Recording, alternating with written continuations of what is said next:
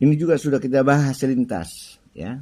Jenis pertama itu macam-macam tindak pidana atau delik yang ada di dalam KUHP itu sudah kita bahas selintas, yaitu yang disebut dengan kejahatan dan pelanggaran. Ya, jadi berdasarkan penggolongan dalam KUHP ada kejahatan dan ada pelanggaran.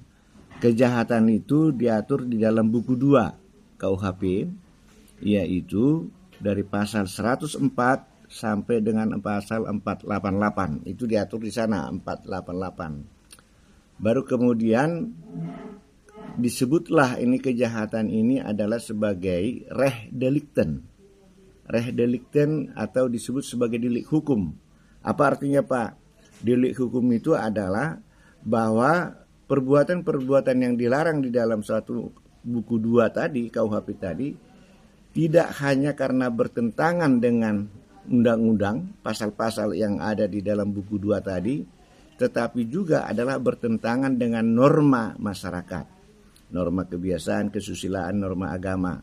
Seandainya tidak diatur pun sebagai sesuatu yang dilarang, perbuatan-perbuatan yang disebutkan di dalam buku 2 tadi, pasal 104 sampai dengan pasal 488 itu, maka masyarakat akan bereaksi untuk melawan para atau menangkap atau menggunakan tindakan terhadap para pelaku yang melanggar norma tadi.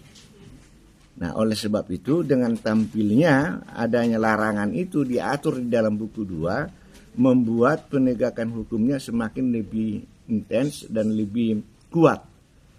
Nah, makanya kalau sering kita lihat di dalam praktek dalam masyarakat, kalau ada orang yang maling misalkan, lari misalnya, maka masyarakat ikut itu memburunya.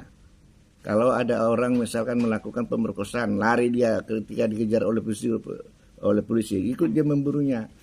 Ketika ada orang lari karena dia mempraktekkan narkotika misalkan, juga masyarakat ikut membantunya gitu loh. Nah, ada di sana itu reaksi positif dari masyarakat terhadap apa yang dilakukan oleh penegak hukum, dalam hal ini adalah polisi. Jika terjadi pelanggaran terhadap buku 2 tadi yang disebut pasal 104 sampai dengan pasal 488 itu. Jadi ada sekitaran 384 pasal yang disebut kejahatan itu. Yang sekarang rancangnya dalam KUHP yang baru sekarang itu menjadi 723 pasal. Tetapi ingat bahwa KUHP yang sekarang ini baru berlakunya kapan berlaku KUHP yang sekarang ini?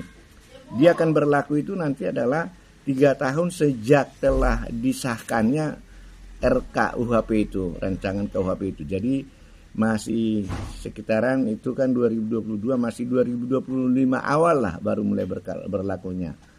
Yang intinya tidak menghilangkan norma-norma yang ada di dalam KUHP, tetapi lebih mengembangkannya saja, ya.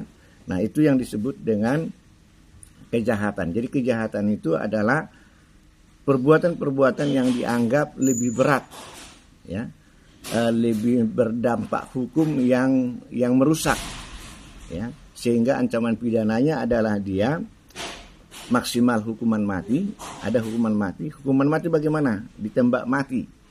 Tembak, nanti regu tembak itu mengadakan suatu setelah dikeluarkan instruksi dari pelaksana eksekusi, maka si terpidana diikat di dalam